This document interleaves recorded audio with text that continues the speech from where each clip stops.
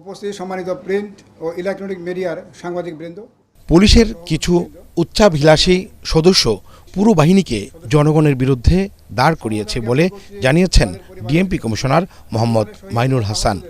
অভিযুক্ত ঊর্ধ্বতন কর্মকর্তা সহ ওই সদস্যদের ব্যাপারে বিভাগীয় ব্যবস্থার ও আইনি পদক্ষেপ নেওয়া শুরু হয়েছে। দায়িত্ব গ্রহণের পর প্রথমবারের মতো এক সংবাদ সম্মেলনে এসব কথা বলেন ডিএমপি কমিশনার।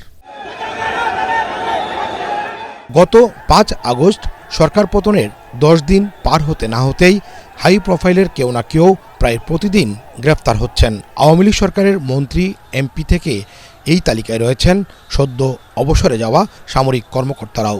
সাবেক সরকারের আমলে ক্ষমতাধর ওই ব্যক্তিদের গ্রেফতার নিয়ে পুলিশের অবস্থানের কথা সংবাদ সম্মেলনে জানান ডিএমপি কমিশনার। যে কোনো মামলায় বিভিন্ন ধরনের অপরাধী, বিভিন্ন ধরনের যাদের ইনভলভমেন্ট থাকে, তাদের যে প্রিন্সিপাল অফেন্ডার আছে, আবার অ্যাবেটর আছে, অনেকে আপনার অর্থ দিয়ে সাহায্য করেছেন, অনেকে পরামর্শ দিয়েছেন, অনেকে আপনার যে মিডিয়াতে উস্কানিমূলক বক্তব্য দিয়েছেন।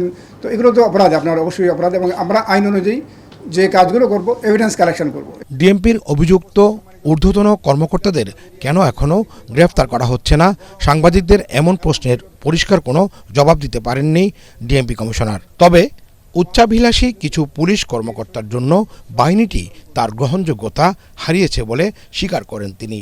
বিগত সময়ের উচ্চাভিলাষী ও অপেশাদার কিছু পুলিশ কর্মকর্তা সমগ্র পুলিশ বাহিনীকে জনগণের মুখোমুখি দাঁড় করিয়ে দেয়।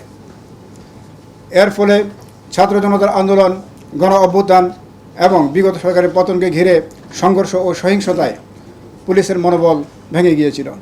পুলিশের কাজ আপনারা জানেন, আইন এবং বিধি দ্বারা নিয়ন্ত্রিত। তো কাজেই এখানে কোনো স্থান, কোন স্থান থেকে আসছেন বা কোন এলাকা থেকে আসছেন, এটি আমাদের কাছে বিবেচনা নয়। আমরা এটি সুন্দর পুলিশ বাহিনী গড়তে চাই, যারা পেশাদারিত্বের সাথে দায়িত্ব পালন করবে। ছাত্র আন্দোলন দমাতে অবৈধ অস্ত্রের পাশাপাশি যেসব বৈধ অস্ত্র ব্যবহার হয়েছে সেসব বিষয়েও তদন্ত হচ্ছে বলে জানান DMP commissioner. G M Taslim, ATN Bangla, Dhaka.